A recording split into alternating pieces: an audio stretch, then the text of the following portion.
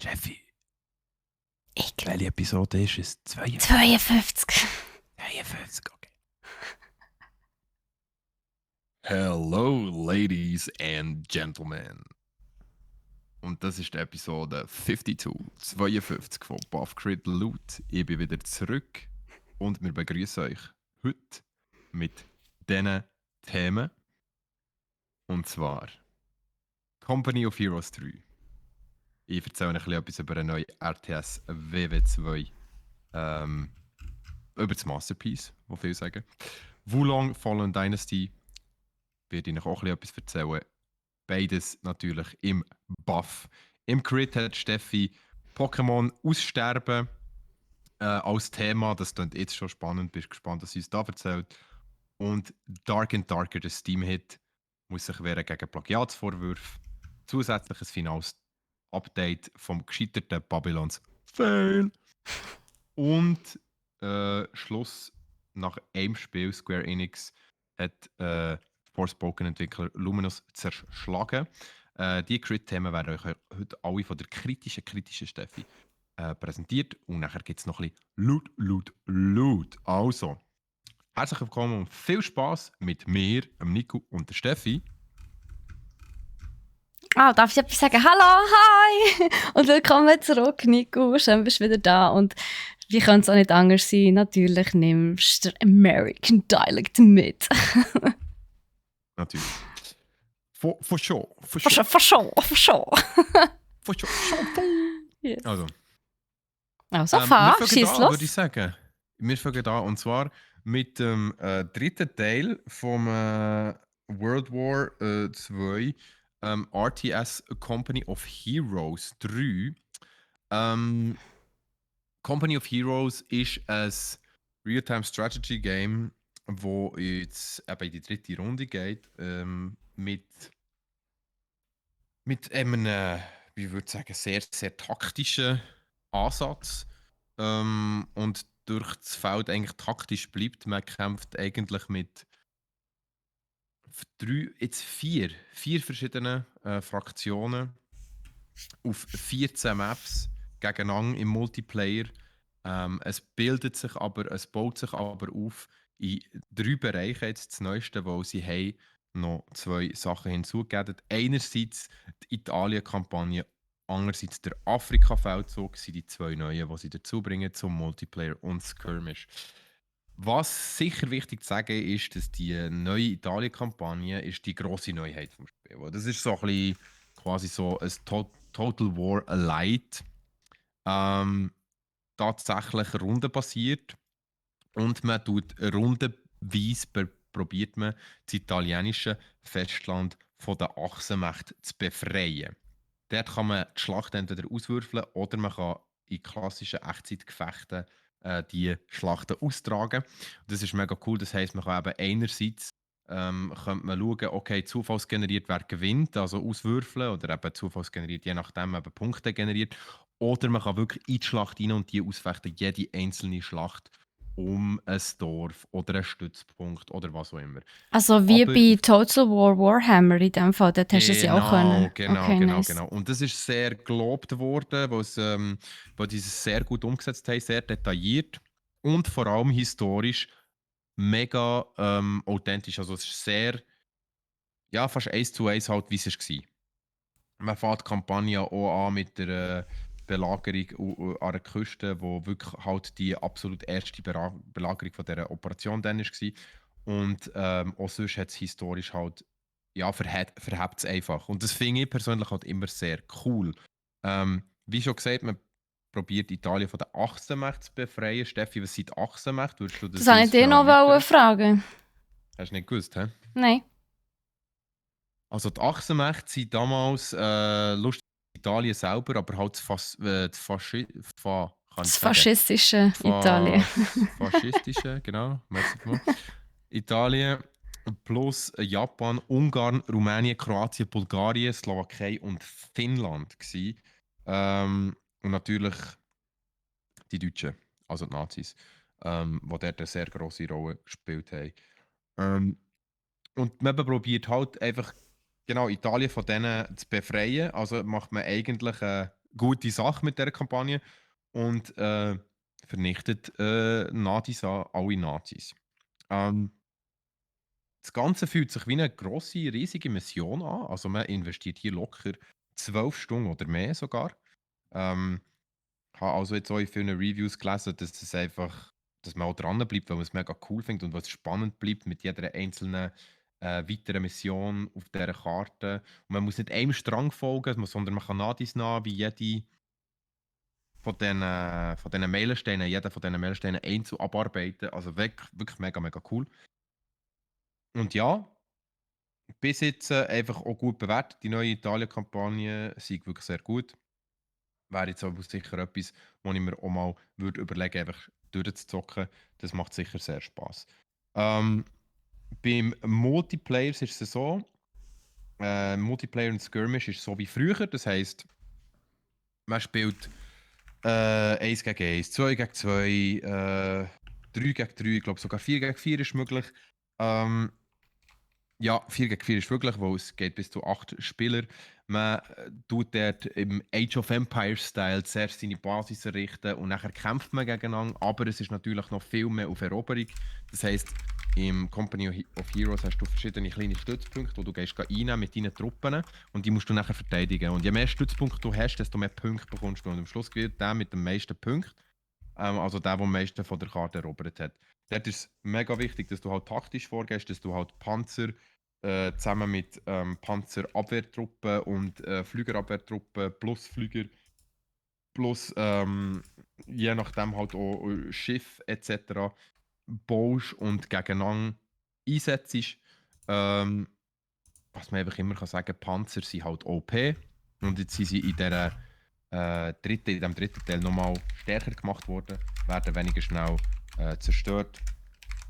Also es ist ein Spiel, das von mir aus gesehen sehr viel Spaß macht für jemanden, der sehr gerne strategisch spielt und halt, wie soll ich sagen, wenn man früher gerne mit diesen kleinen Zinnsoldaten gespielt hat, mit diesen ganz kleinen Plastik-Zinnsoldaten oder eben aus Zinn. Und er so Krieg hat nachgestellt. Und ja, das habe ich natürlich gemacht. Dann ist es ein super Spiel. Also dann ist es wirklich so, du kannst wirklich so taktische Kämpfe ausfechten. Das ist tiptop für Leute wie mich oder eben Leute, die das gerne machen. Zusätzlich zu dem Multiplayer und Skirmish, wo man übrigens auf 14 Maps spielt und die 4 Fraktionen, die man kann brauchen kann, sind Afrika Corps, Wehrmacht, US Forces und British Forces. Und Afrika Corps sind, glaube ich, Italiener. Bin nicht ganz sicher, aber ich glaube es. Und eben US Forces, British Forces kann man spielen.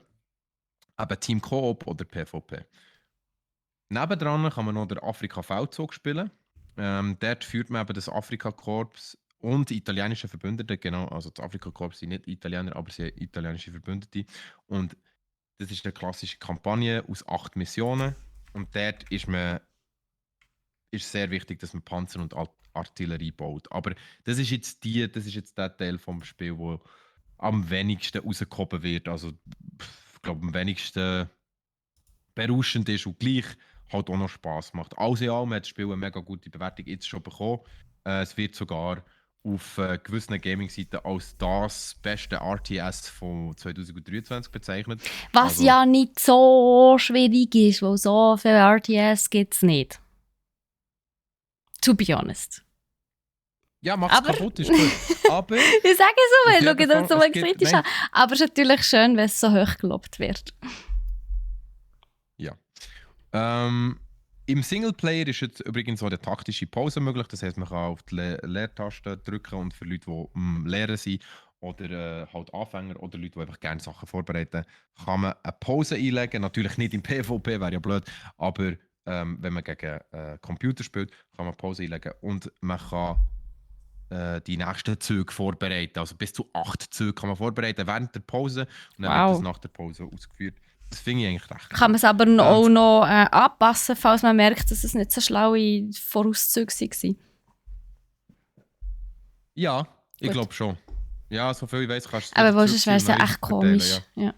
Ja. Ja. Sounddesign ist das Einzige, was ein bisschen harzt. Habe ich jetzt schon 2-3 Mal gehört. Natürlich hat es mein Lieblings-YouTuber und Content Creator Hand Der of Blood auch Hando. schon gespielt und er hat sich darüber aufgeregt, dass die Deutschen nicht Deutsch reden, sondern es Englisch mit deutschem Akzent. Ähm, und das ist halt wirklich blöd, weil in den vorderen Teilen haben sie halt wirklich noch Deutsch geredet, Ja, also schade. auch in der englischen Version. Und jetzt machen sie halt so: To the chopper, now! We've been attacked! Oh Gott. Throw the grenade!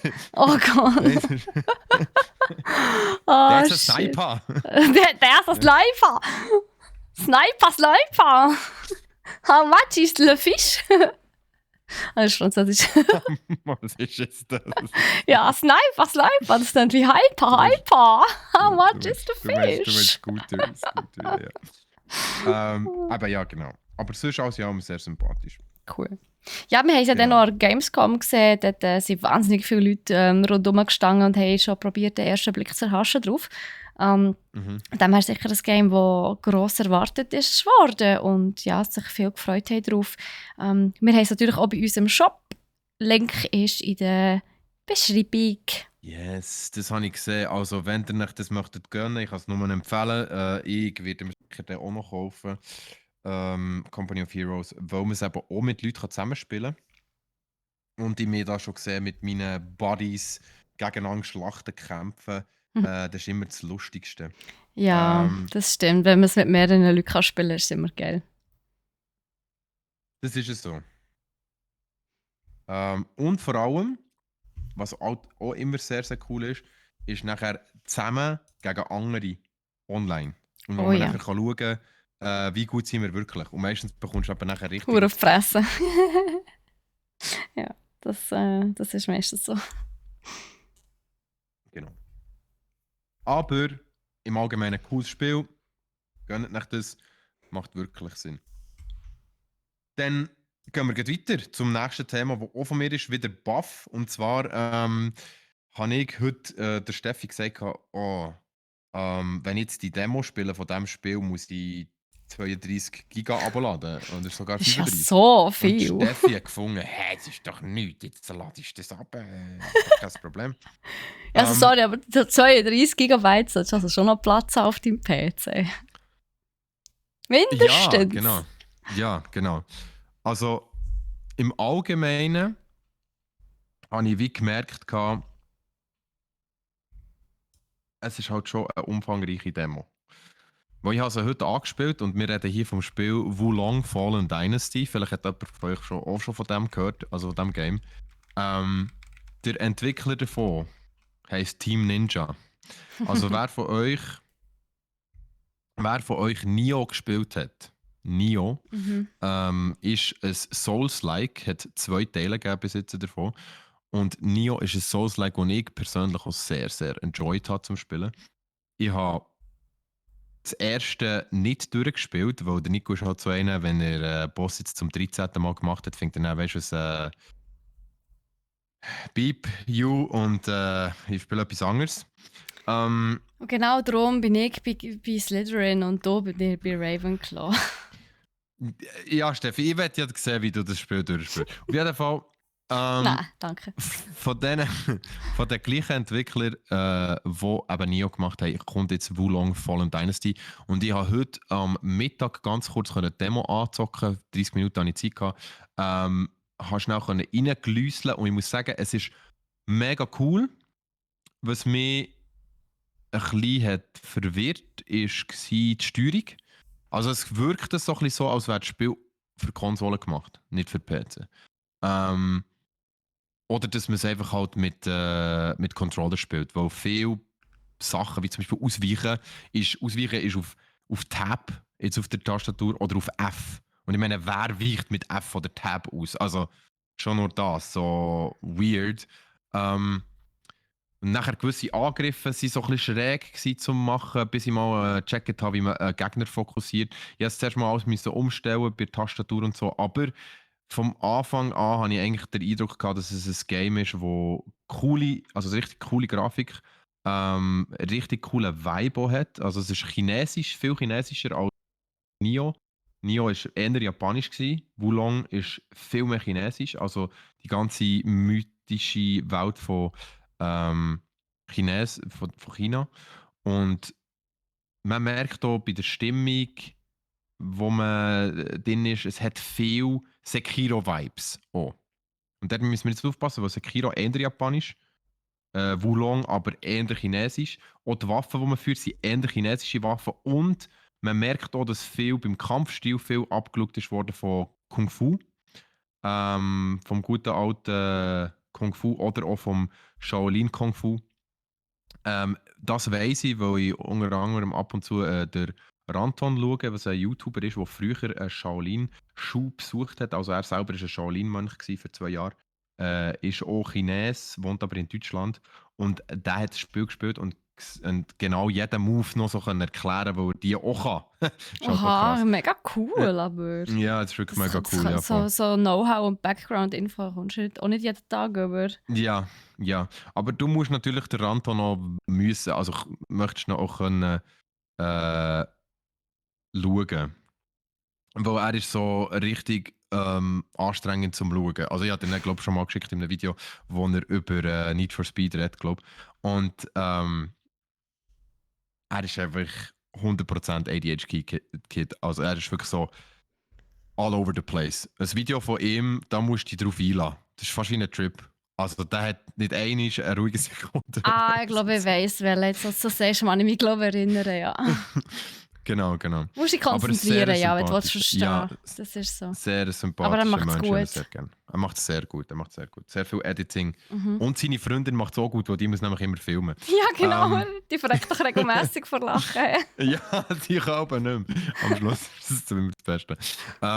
Aber, und ich habe jetzt als persönliches Feedback kann ich sagen, ich habe heute ein bisschen davon gezockt und habe Bock auf mehr. Also ich habe wirklich schon mal aufpassen, dass ich noch meinen Mittag fertig mache und nicht einfach weiter zocken, weil ich bin jetzt schon so zum ersten Boss gekommen, dieser ganz kleinen Ding, und habe wirklich keinen Bock gehabt, den jetzt zu besiegen. Und dann musste ich schnell Nice. sagen, nein, ich muss den jetzt nicht besiegen, ich muss jetzt weiter arbeiten. Vielleicht besiege ich ihn dann später, mal schauen. Aber das Game Du hast dich einfach bringt sehr viel gedrückt, Cooles mit. gib's zu. Du hast dich gedrückt. Nein, Steffi, du weißt ganz genau, bei uns drückt jemand anders, wenn wir auf Arbeitszeit einfach gamen. Gell? Weißt du, was ich meine? Ausser man hat die Lizenz dafür, wie der Joy da und nur der Das Joy ist und du. niemand, ja. Nein, das ist niemand, genau.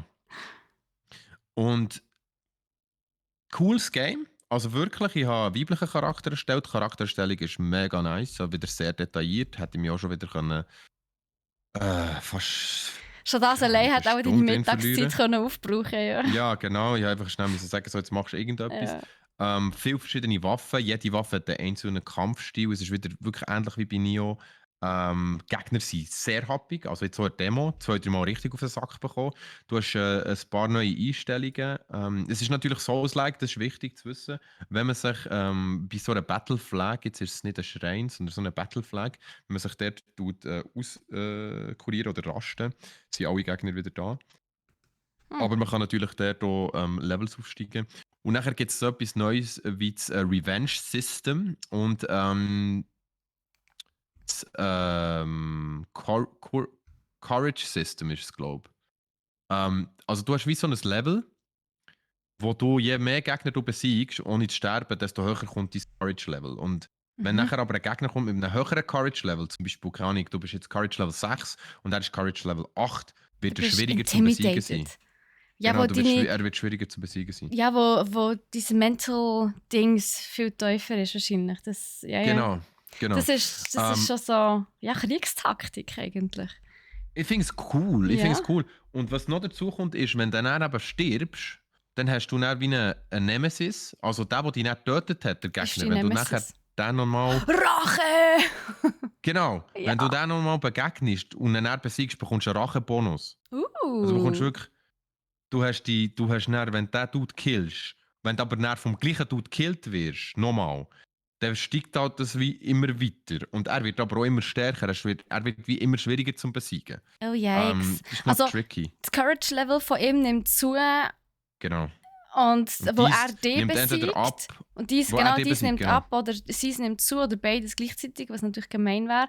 Aber wenn du ihn dann trotzdem besiegst, hast du natürlich dann ein hohes Revenge-Level. Yes. Nice. Und das macht natürlich nachher Spass, weil du bekommst so wie einen Fokus, der Dude, den jetzt einfach umhauen. Mhm. Ähm, Du bist so richtig und das finde ich ehrgeizig. sehr cool. Das Es finde wird ich so sehr richtig cool. der Ehrgeiz in dir geweckt. So richtig so Genau, Revenge-Mode genau, on. Ja, cool. genau. Cooles System. Finde ich noch nice irgendwie. Ja, also sie haben sich da einiges überlegt Mhm. und eben auch, es gibt dann auch Spezialangriffe und Kombinationen mit Spezialangriffen. Das Ausweichen ist eigentlich sehr geil. Wenn du im richtigen Moment ausweichst, hast du eine kurze Minute, also kurze Sekunden, Minisekunden, wo du den Gegner kannst hitten und noch besser triffst. Und was ist noch? Hm. Wann kommt es raus?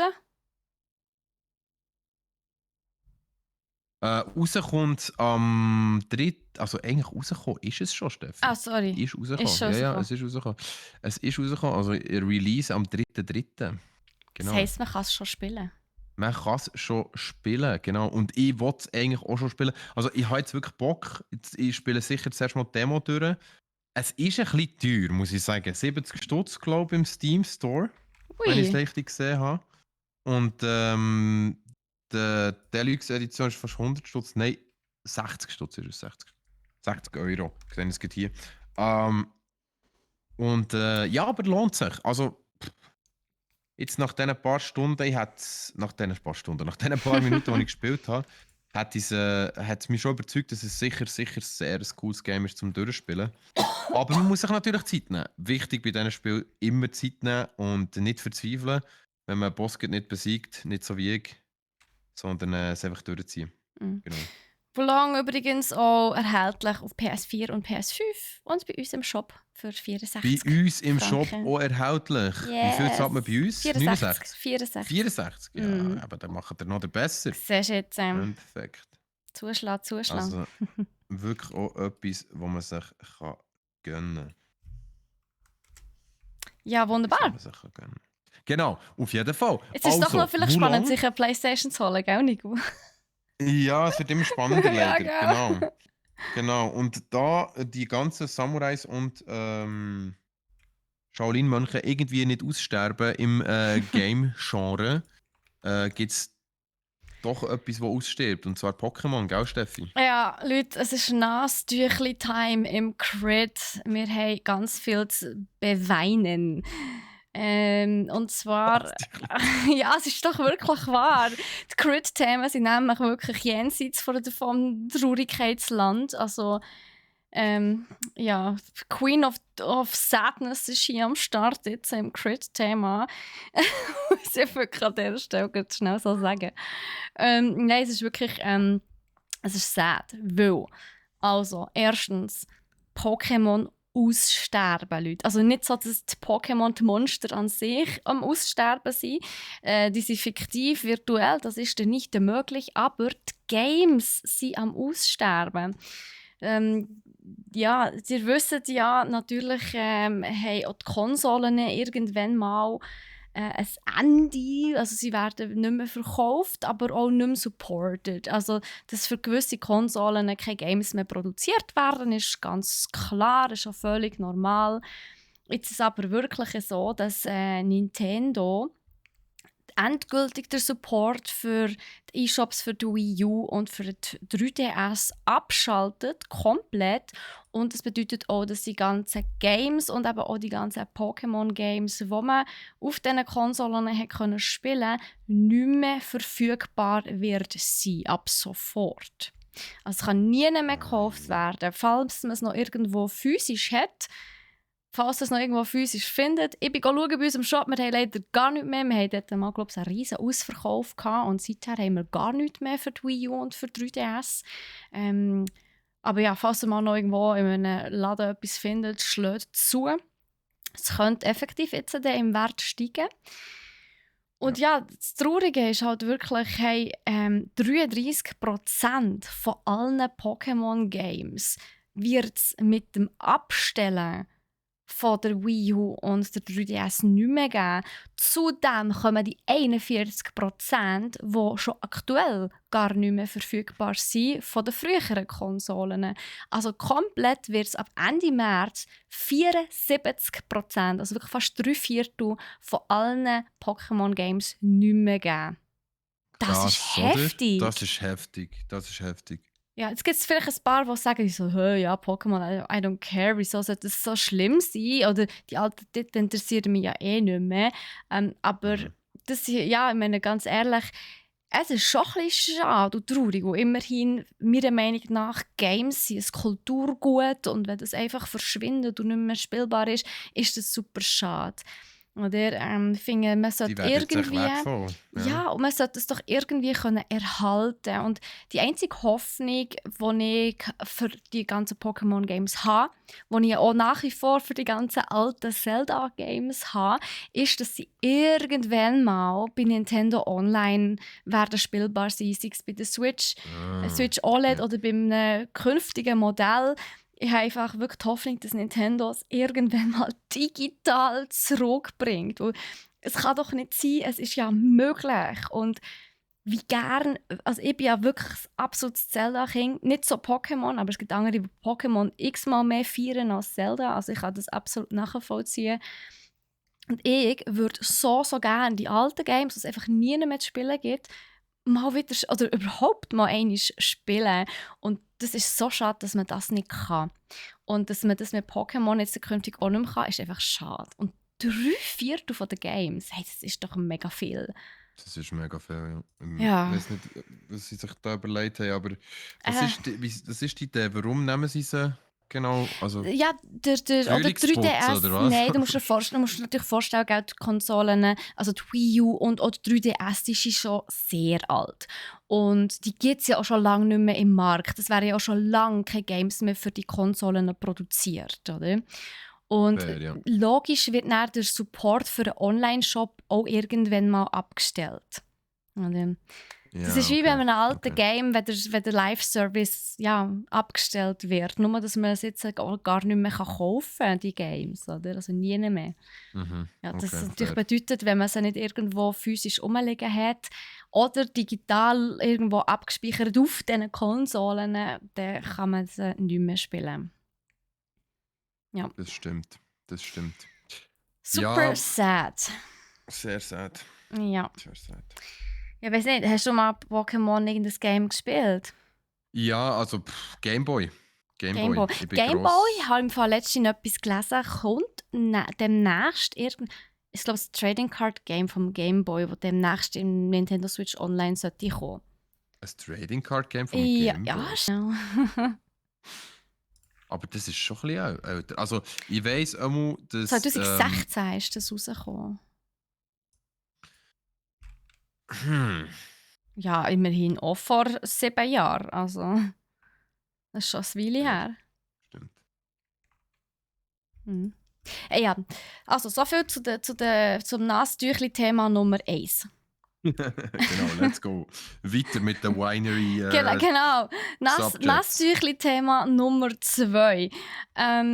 Und zwar Dark and Darker. Das ist ja ein wahnsinnig beliebtes Spiel. Wir haben ja hier auch schon darüber geredet. Du musst dich sicher noch erinnern. Du hast da ein bisschen Yes, love erzählt, it. was es Geil. für ein Game ist, was es kann und so weiter. Für die einen kleinen Erinnerungsschubser brauchen, es ist ein Hardcore Dungeon Crawler mit PvE, VP.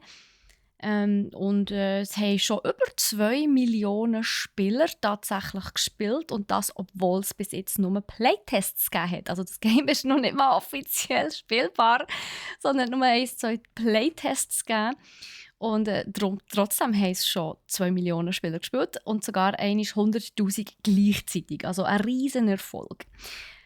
Jetzt ist das Studio dahinter, das Iron Maze Co. Studio, wo das Game entwickelt hat, aber Vorwürfe des Plagiats ausgesetzt. Und zwar, ist der Vorwurf, dass das Fundament von dem Spiel geklaut sei. Und die südkoreanische Polizei hat sogar schon Durchsuchungen im Studio durchgeführt. Aha. Ja, also Plagiat immer ganz ein Von wo schwieriges denn? Thema. Ich komme gerade drauf. Okay. Plagiat Ja, immer ganz ein schwieriges Thema. Die Plagiatsvorwürfe selber kommen von Nexon. Das ist ebenfalls ein Publisher. Die haben unter anderem Maple Story gemacht und published. Und Mhm. der Gründer von diesem Studio sagt, also der Gründer, der jetzt Iron Mace gegründet hat, also, Ja, ja. der hat vorher bei Nexon selber gearbeitet. Und der ist irgendwie aus Ja. disziplinarischen Gründen ist dem gekündigt worden. Und kurz darauf, also Okay. nur ein paar wenige Monate später, hat er eben das neue Studio Iron Mace gegründet. Und Krass, ja, okay. Nexon sagt jetzt, dass man anscheinend im 2021 ein Projekt hatte mit dem Projektnamen P3. Ja. Und das sei aber damals eingestellt worden. Das ist ein Mittelalter-Fantasy-Style-Dungeon-Erkundungsspiel. Kommt dir irgendwie bekannt vor? Ja, natürlich, Mhm. natürlich. Genau, und Nexon hat das aber relativ schnell wieder eingestellt, aber halt doch gewisse Sachen noch entwickelt. Mhm. Ja, Mhm. und Nexon wirft jetzt halt Also halt die ganze Umgebung, oder? In dem Sinn. einfach Assets, ein paar. Wie viel weiß man noch Mhm. nicht. Aber Ja. ja, Nexon wirft jetzt auf jeden Fall Iron Mace vor, beziehungsweise dem Gründer, eben die Idee geklaut zu haben und durch Code und diverse Assets für Dark and Darker zu verwenden, obwohl die ja eigentlich Nexon gehören. Und das stimmt natürlich schon. Also, falls das wirklich so wäre, dann ist es Diebstahl. Das stimmt. Mhm. Stimmt. Auch ein bisschen blöd von denen, weil ich meine, hätten sie ja damit können rechnen, dass die jemanden noch draufkommen. Oder Ja, weißt du, was ich meine? definitiv, ja. Und also ja, ich weiß nicht, ja, ich finde es ein bisschen doof. Also, ich glaube, sie müssen es zwar machen, rein aus PR, aber die Verantwortlichen bei Iron Mace, also eben vor allem auch der gekündigt worden ist bei Nexon, die spielen das sehr ab, das Thema. Also die tun so, es wäre alles in Ordnung und macht euch keine Sorgen. Es wird auf jeden Fall weitergehen. Bis jetzt ist nichts gefunden worden und so weiter. Aber anscheinend zieht sich das Verfahren jetzt schon ein Weile, und zwar seit 2021, also jetzt gleich seit 2 Jahren. Und anscheinend ist das nicht ganz Krass. so einfach zu klären, weil wenn wirklich gar nichts rum wäre, hat man das Mhm. wahrscheinlich schon vor einer Weile wieder ad acta gelegt. Aber Ja, anscheinend natürlich. ist es nicht ganz so eindeutig. Und ja, jetzt bleibt einfach nur noch abwarten und schauen, wie sich es entwickelt. Und den Yes. nächsten Playtest ausprobieren. Der ist nämlich am 14. vom 14. bis am 19. April. Also in einem Monat habt Muss ihr ich mir wieder die merken. Möglichkeit, in dieses Game reinzuschauen. Und Nice. eventuell und hoffentlich nicht das letzte Mal. Es wäre ja schon schön schade, wenn sie müssten das alles einstellen, weil die Plagiatsvorwürfe dann aus irgendeinem Grund doch noch plötzlich wahr wären. Aber die könnten sich ja theoretisch außergerichtlich einigen oder irgendwie sagen, okay, ihr müsst uns für die Assets oder all das müsst ihr uns das und das zahlen, dann könnt ihr es brauchen. Ich meine, da muss doch eine Lösung gefunden werden. Ich meine, ist ja schön, wenn Ich sie es kenne mich, verwenden. ich kenne mich mit Nordkoreanisch sowieso. Ich kenne mich mit Südkoreanisch. Nordkorea kennst du die aus? Ah, okay. Ich kenne mich mit südkoreanischem Recht ehrlich gesagt nicht aus, aber also ja, man kann natürlich vielleicht schon sich außergerichtlich einigen, indem zum Beispiel eben Iron Man sagt, hey, wir zahlen euch so und so viel Abfindung. Ja. Oder dass man zum Beispiel sich einigt mit, hey, ihr kommt so und so viel Prozent von der Gewinn über. Ich kann mir aber vorstellen, dass in Südkorea auch ein bisschen eine andere Kultur herrscht, gerade was Ehrlichkeit betrifft. Ja. Ja, und von Ja. dem her müssen wir wirklich einfach schauen, wie das dort dann rauskommt. Es wäre natürlich wahnsinnig schade, wenn das Game aus diesem Grund wieder müsste zurückgezogen werden. Das fände ich echt traurig, weil es ist sehr, sehr, sehr beliebt. Und ich hoffe wirklich, dass sie sich irgendwie können einigen, ob mit oder ohne Gericht. Hauptsache die Gamer und Fans von diesem Spiel kommen dort nicht zu kurz. Das wäre nämlich das Traurigste. Und sind wir ehrlich, Geld regelt, oder? Also von dem her.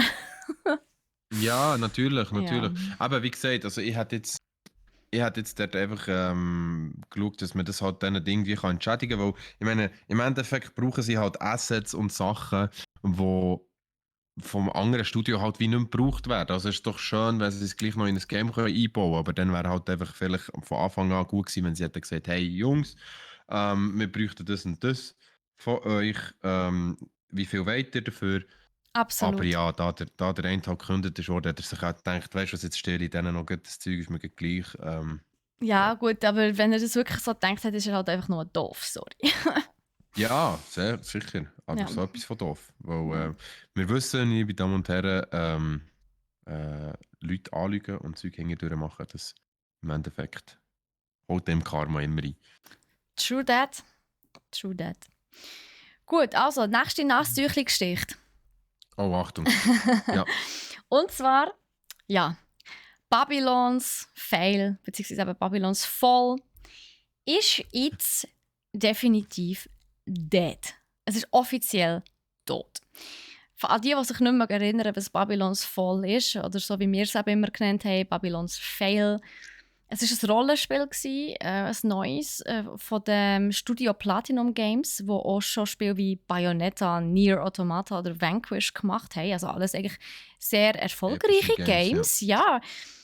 Und es ist theoretisch, also es ist auch am 3. März released worden, letztes Jahr. Also es ist immerhin 1 Jahr alt geworden. Aber Das Meme, das Game, das Meme. ja, es ist wirklich, wir haben auch schon diverse Mal darüber geredet, vor allem eben dann, was released worden ist. Und es hat sich einfach wirklich absolut niemand für das Game interessiert. Also es haben irgendwie 700 Spieler überhaupt in total haben es Ja. zum Launch ausprobiert. Ah, krass. Und Ei, es ei, ei. hat wirklich kaum Spieler gleichzeitig drauf gehabt. Und am Schluss Ja. sogar nur noch gerade ein einziger Spieler, der das Game gespielt hat. Ja, ist geil. Ist geil. Oder eben nicht so geil. Aber Nein, ja, traurig. ich meine. Einfach nur traurig. Und jetzt, Ja. am 27. Februar hat. Übrigens, das sage ich jetzt mal nicht.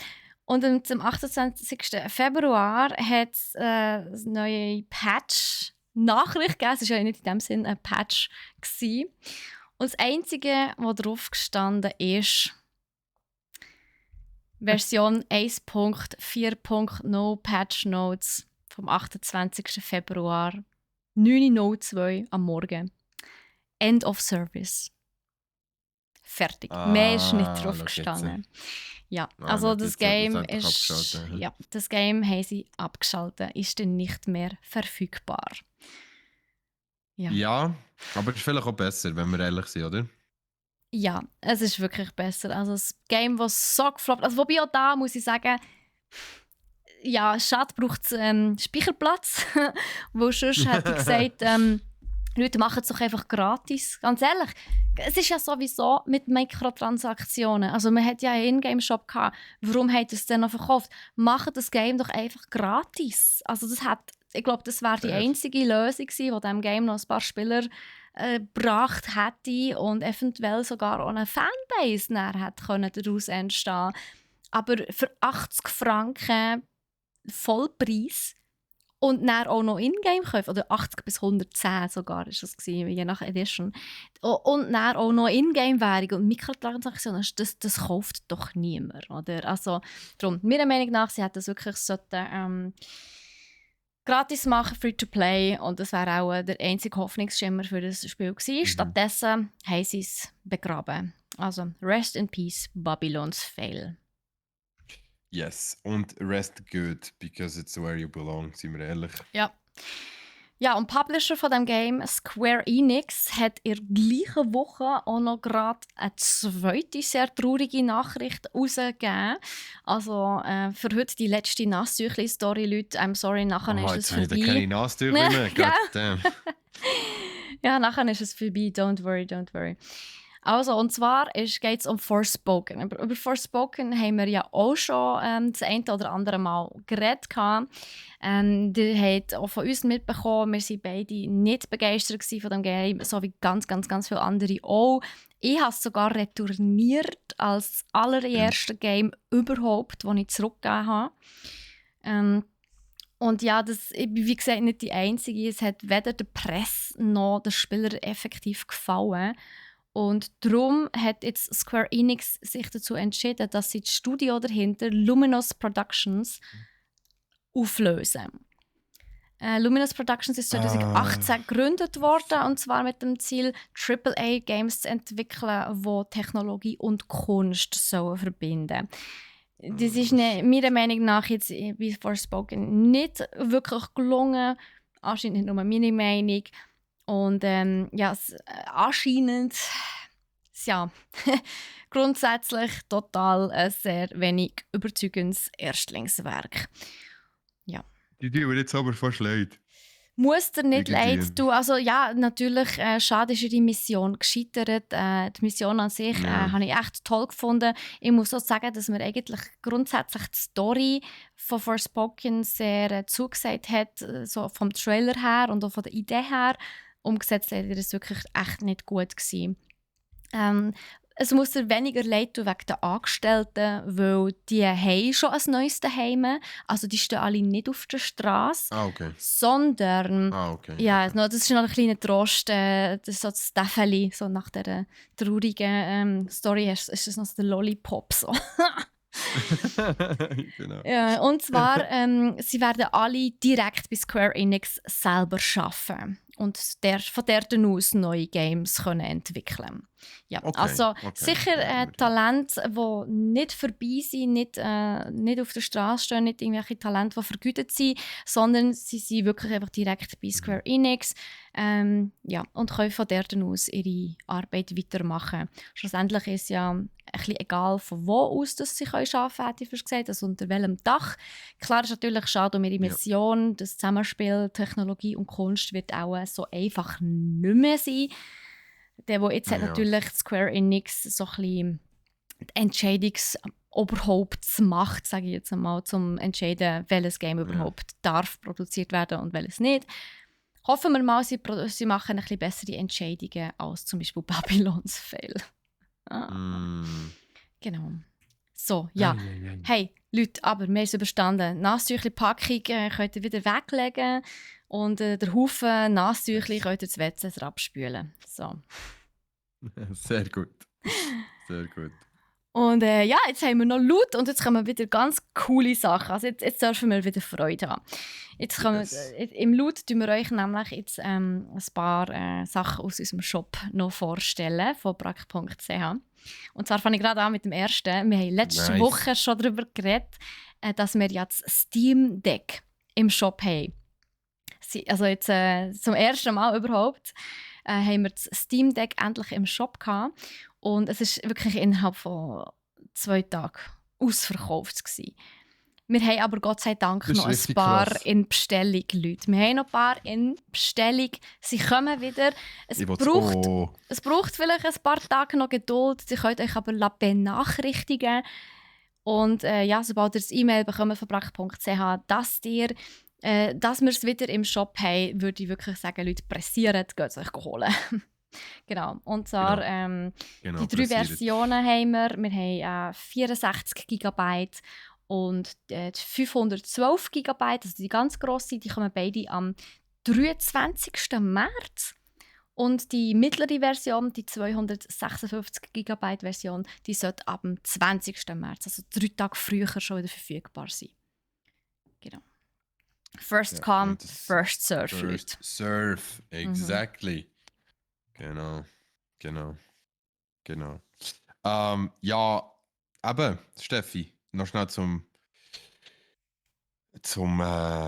Handheld, zum Steam Deck. Was meinst du? Wäre das eine Investition? Ist das sinnvoll?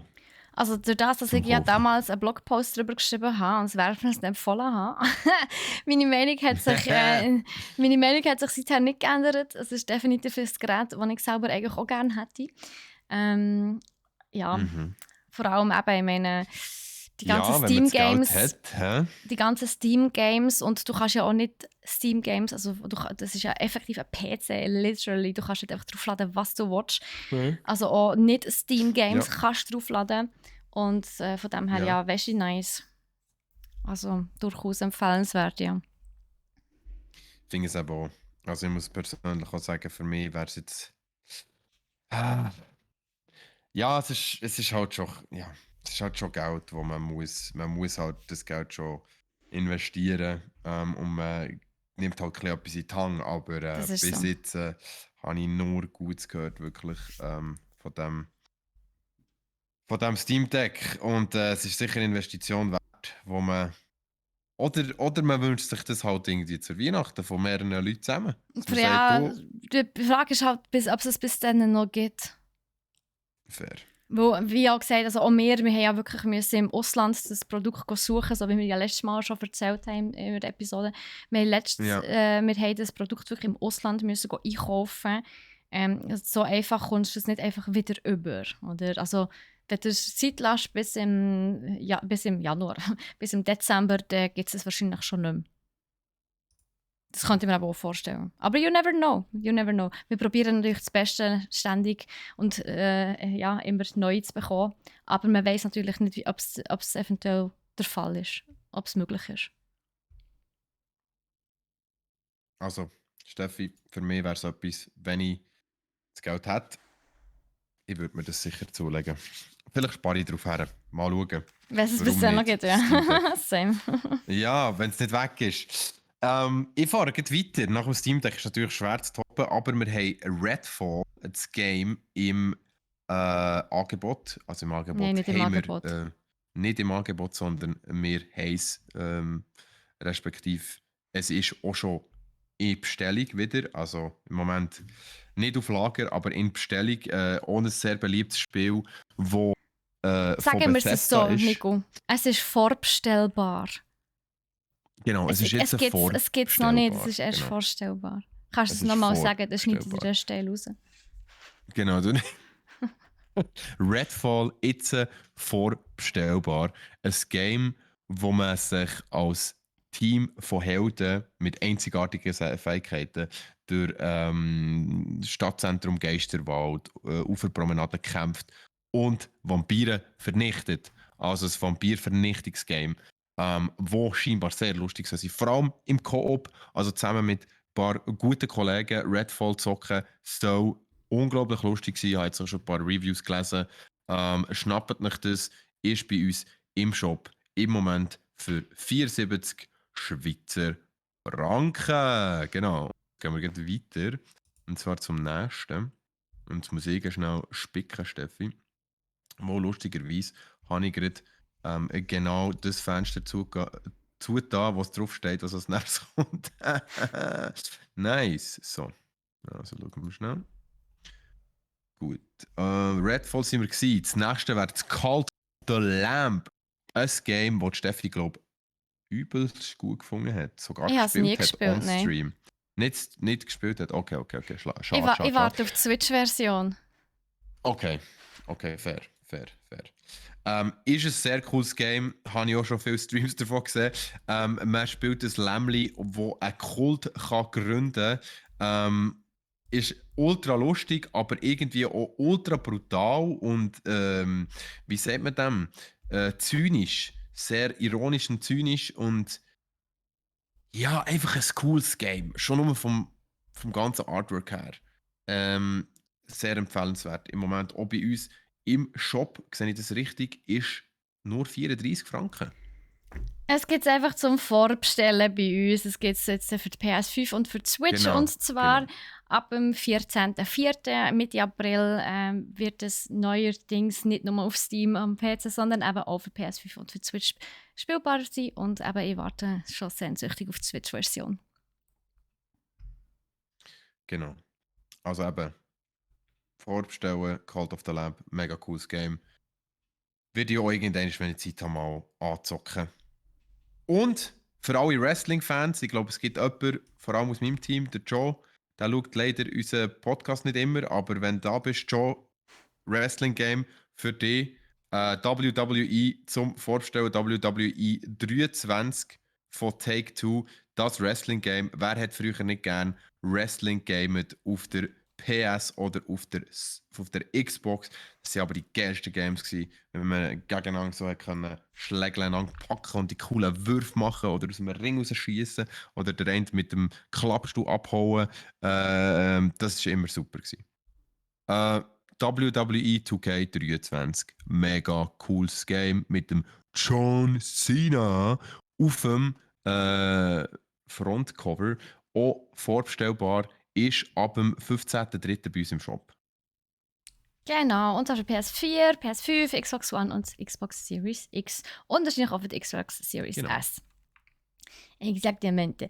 Und dann würde ich euch gerne noch einen neuen Hersteller vorstellen, den wir bei uns im Shop haben. Und zwar ist das Power A. Und die go. machen mega coole Controller und auch so Hüllen für die Switch und für die Xbox. Also die Hüllen sind für die Switch, die Controller sind für die Switch und für die Xbox. Und die sind wirklich mega fancy. Es hat zum Beispiel auch Kirby vor drauf mit der passenden Hülle oder Super Mario oder Kirby. Zelda oder Pikachu. Und was halt wirklich mega cool ist, ist, dass sie halt eben wirklich Controller haben mit den passenden Hüllen. Sie sind ja auch relativ günstig. Es ist halt nicht wireless, das macht vielleicht das eine oder andere aus am Preis. Aber es gibt so ein matchende Set und das ist mega nice. Also wenn ihr mal Bock habt auf einen fancy Controller für die Nintendo Switch oder auch für die Xbox, dann schaut auf jeden Fall mal bei Power A vorbei. Die haben echt herzige Sachen. Also das ist wirklich einfach herzig. Also ich habe mega Freude. Ja, es Genau. gibt sehr cooles Zeug. Also wenn ihr wirklich Controller wollt, die sehr individuell sind, wo dir halt, ja, einfach euren Lieblingscharakter auf dem Controller habt, sei das der Pikachu oder sei das der, was gibt es noch, Wario, glaube Waluigi. Mega viel cooles Zeug. Ich habe mir auch schon überlegt, mir einen zuzulegen. Der Waluigi hat mich sehr ansprechend gedacht. Das ist nice. Ja.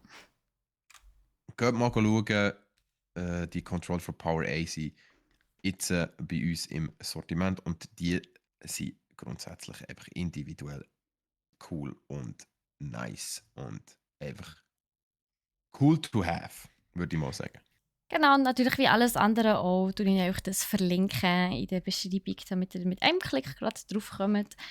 Anschliessend haben wir noch PS5 Covers. Also das heisst, wenn ihr eine PS5 habt, dann könnt ihr jetzt effektiv Covers noch bei uns kaufen. Und zwar in der gängigen PS-Farbe. Also die gleiche Farbe, wie man auch schon die Controller posten kann.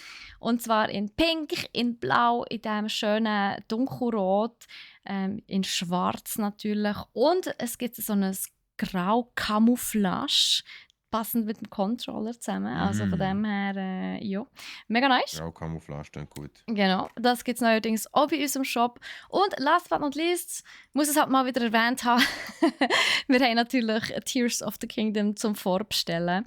Und zwar die normale Version für die Switch. Wir haben die Limited Edition, also beziehungsweise die Collector's Edition.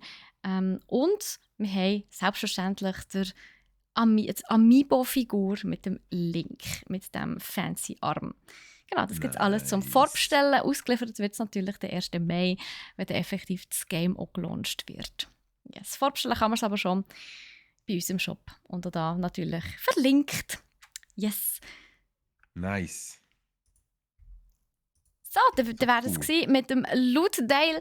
Vielleicht habt ihr ja das eine oder andere gefunden, wo euch gefällt, dann geht doch unbedingt mal schauen. Und dann würde ich sagen, merci vielmals fürs Reinhören und dann hören wir uns in einer Woche wieder. Merci vielmals. Bis dann. Habt's Tschüss gut. zusammen. Tschüss zusammen.